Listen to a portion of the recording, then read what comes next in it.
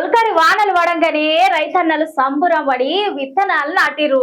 ఇక వానలు నమ్ముకొని పత్తి కంది విత్తనాలు చల్లిన రైతన్నలు ఇప్పుడు లాబోదిబోమంటున్నారు.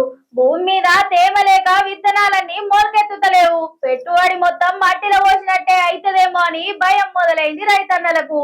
తెలంగాణ రైతన్నలకు ఎల్నినో శాపం లెక్క మారింది కదా నుల్లా.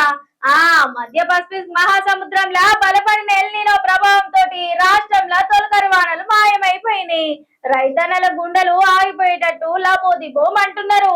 వానశినుకులను నమ్ముకొని పత్తి కంది విత్తనాలు జల్లిన రైతన్నలు ఇప్పుడు లబోదిబోమంటున్నారు. భూముల తేమ లేక విత్తనాలు మొలకెత్తుతలేవు. పెట్టుబడి మొత్తం మట్టిలో పోసినట్టే అవుతుందని బాధతోటున్నారు. ఇక అసలు ముచ్చట ఏందంటే ఈ ఎల్నినో బాధ 2027 దాకా ఉంటదని ఇన్కోయిస్ బులెటిన్లో చెప్పిండ్రు.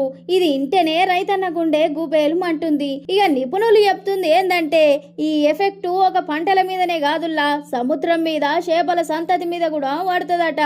మత్స్యకారులకు కూడా కష్టమే అంటున్నారు.